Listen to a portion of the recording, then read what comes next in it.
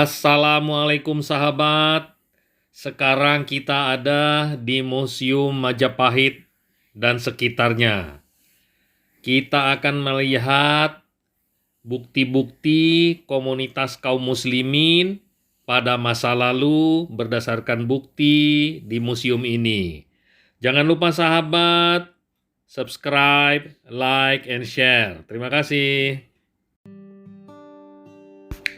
Ini adalah kolam segara, tempat raja-raja Majapahit mandi atau menerima tamu-tamu agung yang ada hubungannya dengan upacara di air. Ini adalah lambang Surya Majapahit, lambang resmi negara yang akan dipakai oleh pejabat ataupun di makam-makam para pejabat.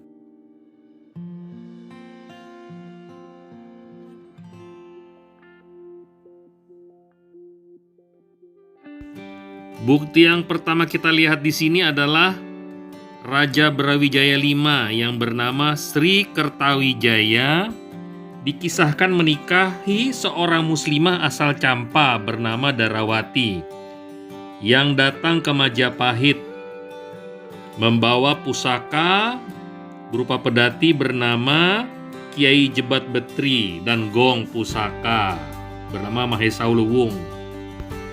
Inilah makam Brawijaya V dan istrinya Darawati yang dari Campa beragama Islam. Makam muslimah Campa bernama Darawati ini sampai sekarang masih bisa dijumpai di Trowulan di area situs Kerajaan Majapahit. Gambar di atas nisan Brawijaya V terlihat tulisan huruf Arab Kufi yang saya tidak mengerti artinya. Seingat saya Brawijaya V adalah ayah Raden Patah karena Brawijaya menikahi seorang wanita Cina, putri saudagar Gresik yang kaya yang bernama Siu Banci yang dinikahi oleh Brawijaya V dan memperoleh anak adalah Raden Patah, Raja Demak pertama. Kondisi lokasi makam Putri Campa dan Brawijaya V ini menyedihkan, sangat kotor dan tidak terurus. Berikutnya kita akan lihat tablet milik Fatimah binti Maimun. Videonya ada di channel kita, yang hidup pada tahun 1082 Masehi, dimakamkan di Gresik. Batu bertulis yang ada di makamnya ternyata disimpan di museum ini. Berikut adalah tablet atau batu bertulis milik Siti Fatimah binti Maimun yang berkata atau arti dalam tulisan tersebut adalah sebagai berikut: dengan nama Tuhan yang Maha Penyayang dan Maha Pemurah, tiap-tiap makhluk yang hidup di atas bumi adalah bersifat fana. Tetapi wajah Tuhanmu yang bersemarak dan gemilang tetap kekal adanya. Inilah kuburan wanita yang menjadi korban syahid bernama Fatimah binti Maimun, putra atau putri Hibatallah, yang berpulang pada hari Jumat ketika 7 sudah berlewat dalam bulan Rajab dan pada tahun 495 Hijriah,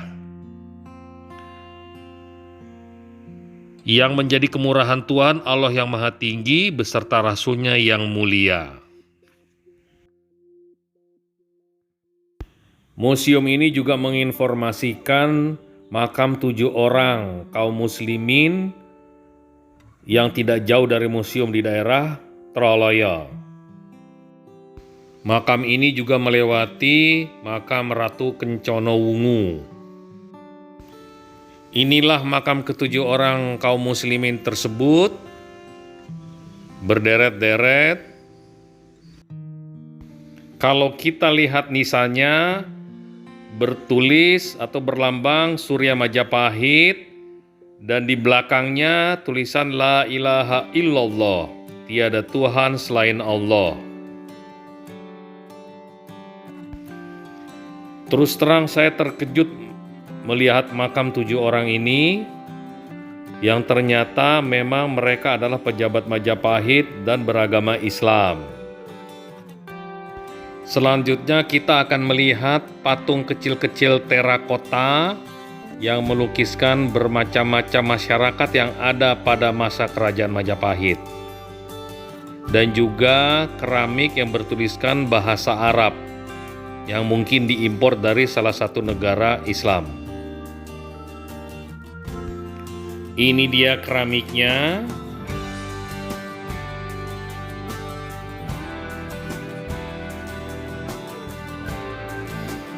Ternyata masyarakat Majapahit itu suka membuat patung-patung terakota yang kecil-kecil yang menggambarkan masyarakat pada saat itu, seperti kaum muslimin dengan berpeci, bertopi, dan berjubah, kaum dari Cina yang memakai jubah juga dengan kuncir panjang, dan juga masyarakat-masyarakat lainnya yang ada pada waktu itu.